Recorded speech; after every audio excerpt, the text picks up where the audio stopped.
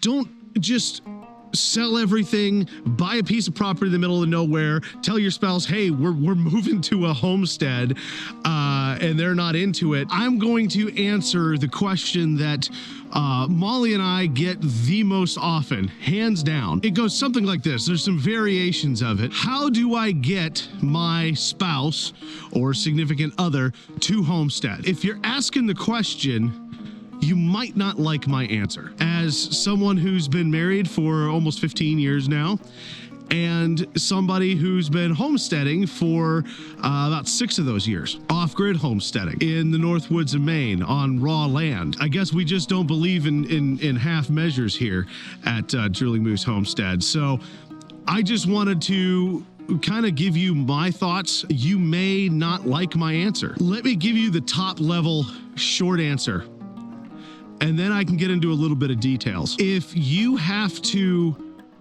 talk your spouse, your husband, your wife, or a significant other of whatever type into homesteading, maybe you shouldn't. This is not just some quick little decision or something like that. This is a lifestyle.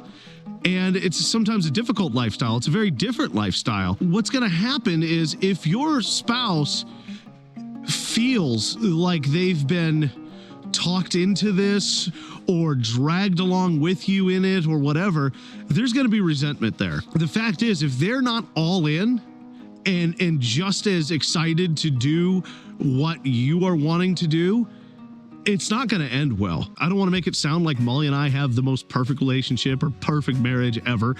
We have our difficulties, but when it comes to the big things, when it comes to our basic lifestyle, like homesteading, living off grid, the way we raise our children, stuff like that, we're on the same page. We both have the same passion and enthusiasm for what we're doing. Now, does that mean we don't ever, squabble about details or anything like that? No. The other person has to have the same level of passion and enthusiasm for homesteading as you, or it's just going to create problems down the road. It's going to create problems with the homestead. It's going to create problems in your marriage and the relationship between the two of you. It's going to come down to a point where one of them's got to give, either the homestead or the marriage.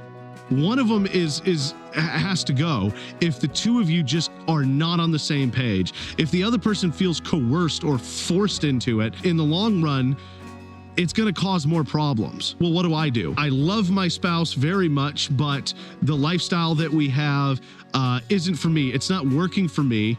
And I really want to homestead, whatever homesteading looks like for you, and your spouse isn't on board with that. What do you do? Well, I've got a few pieces of advice. Trying to coerce them or convince them to go along with this thing that you're passionate about, but maybe they're not, I don't think ends well. Don't just sell everything, buy a piece of property in the middle of nowhere, tell your spouse, hey, we're moving to a homestead, and they're not into it. Maybe you could do something like, hey, what do you think about getting a small flock of chickens? Maybe they've never raised chickens before. Maybe they've never wanted chickens before. Maybe there's someone where that concept is just a completely crazy foreign idea to them. But it's something relatively small, relatively minor. You can do it almost anywhere, unless you're in an apartment in the city. If you have the tiniest backyard, you could raise a few laying hens. Maybe you start by just going to the local farm store and just taking a look at the cute little baby chicks. What do you think if we got a few and we raised them, and then we could have eggs? They might be into that, or they might be willing to try it. They get to spend some time with the little baby chicks and see them grow up. Involve them to the extent that they want to be. Don't force them into it, but make it appealing for them. I'm really not a chicken person. I like eggs and I like to eat chicken. I am not the kind of person that will sit down and pet my chickens. I don't understand it. I think they're kind of filthy, personally, but tons of people love their chickens. Like, they're just pets. They're members of the family. They'll sit down and the chickens will come up on their lap and they'll pet them. And there's nothing wrong with that. That might be a small in. Okay, maybe they like the chickens, or maybe they tolerate the chickens, right? They like having some fresh eggs. And they like the fluffy, cute babies when they're fluffy, cute babies. Maybe you don't get a noisy rooster. You're introducing this to them. The other thing is a garden, a small garden. You can even container garden. Do the work yourself and let your partner be involved as much as they're willing to. Do it in a way that it might catch their interest, whatever those interests are. Maybe they love certain vegetables. Maybe they love certain herbs or something like that. I don't know. Maybe they're just fascinated by the idea of planting a little seed and watching it grow, and the little seedlings come up and they grow into these big plants, and the next thing you know, you've got tomatoes hanging off of them that are this big. It's really, really cool. Kids love it too. Whatever little things that you could do to introduce your spouse, you should know them enough to know what types of things interest them. Would they be more interested in a garden? Would they be more interested in some backyard chickens? Would they be more interested in backyard quail,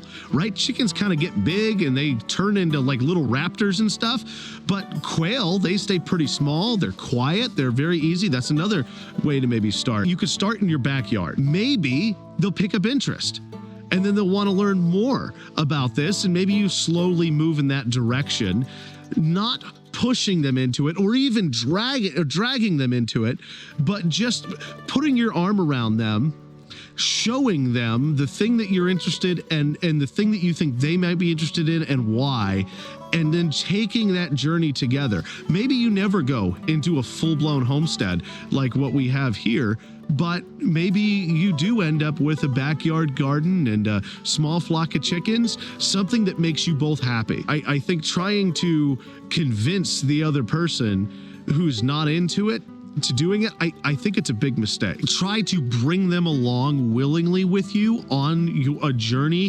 toward homesteading. I think it's a good way to start. Let's say you and your spouse are into homesteading and you want to do this, and your children, maybe they're of a certain age where, teenagers, they just absolutely don't want to have anything to do with that. Again, get them interested in something. What are they interested in? Find that interest. Because homesteading isn't just raising chickens in a garden. It is a lifestyle. It touches every part of your life, every part of your interests. And to be honest, like I said, Molly and I, we are all into homesteading. We both love it, but there are certain aspects of it that neither of us are crazy about. It just comes with the territory. It's part of what you have to do. Maybe don't start with the hard sell. Soft sell it. Start with the things that you know that your partner is going to like, and introduce them to it in an easy and fun way, not a manipulative way. I don't say this like, oh, you should try to manipulate them into liking chickens or something like that. I just think personally, this is not just good advice for the question of how do I get my partner to homestead or my spouse to homestead. I think it's just good marriage advice in general. You're gonna have disagreements. You're gonna have some arguments. You're gonna occasionally have a knockdown drag out. That's the reality of being married or being in a close relationship with somebody. Are those fights over the little things, or are they over the big things? Because you need to be on the same page with the big things, and then the little things will work themselves out. I'm not a marriage counselor or anything like that, but I have been married for 15 years. It'll be 15 years this year. And so I've learned a few things. I've also learned from people like my grandparents who've been married for over 60 years. You might not like the answer as far as like, here's how to convince your spouse to move into the wilderness and homestead with you. Step A, B, and C. You're not going to get that answer from me. And I think if that's where you're starting from, you've got it all wrong. You might just be married to someone that just has no interest in this stuff.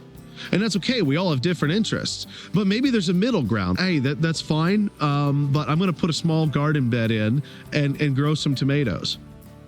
And maybe they hate that freaking garden for whatever reason. I don't know who hates a garden, but maybe they just hate that garden. But when you serve up some fresh tomatoes and carrots and peas and stuff like that for dinner, maybe they'll hate it a little bit less. Put your arm around your spouse and just say, let's do this journey together at whatever pace or steps that you're comfortable with, and we get as far as we get. You may just come up to, you know what? We're just not going to be homesteaders, but they're fine with a small flock of chickens or quail or some rabbits or whatever, or a garden, whatever that might be. And that gives you get some of what you want, and they get some of what the lifestyle they want. Or maybe, you start introducing them to these things and they're like, yeah, let's go. Like, let's go move out to the woods and sit in the freaking snow recording videos. videos for YouTube giving advice, unsolicited marriage and homesteading advice. But, you know, we're crazy like that. That's the thing. I understand that I'm crazy, and Molly understands that I'm crazy. I also understand that she's crazy, and she understands that she's crazy. So, and we're both crazy in the same way, so it works. So, like I said, that is probably one of the number one pieces, like questions that I get, that I see. And so I just want an answer for you. Hey, if you could do me a favor, take just a quick second. And if you found this information helpful in any way whatsoever, please click the like button. If you have any advice of your own, maybe some experience, maybe you're a homesteader or someone that's working toward it, and some little tips or things that I've talked about that work, please put a comment in the comments below. I could not imagine that if my wife was all into homesteading and I wasn't, being dragged along into this, it wouldn't have worked for me. And I couldn't imagine dragging my wife along either if she wasn't into it. Thanks for watching, guys. Thanks for coming and hanging out with us on the homestead. As you can see, it is a mid-January day in northern Maine, and we have a video that it's either just been put up or it's going up after this. So, you know, stay tuned and look for that. If I've put it up already, it's going to be here. Otherwise, stay tuned, and it's going to be talking about things that we can do on the homestead in winter. You don't want to miss it. But there is a link in the description to buy me a coffee. So if you feel so inclined, if you're liking this and you want to support us, please buy me a coffee. Until next time.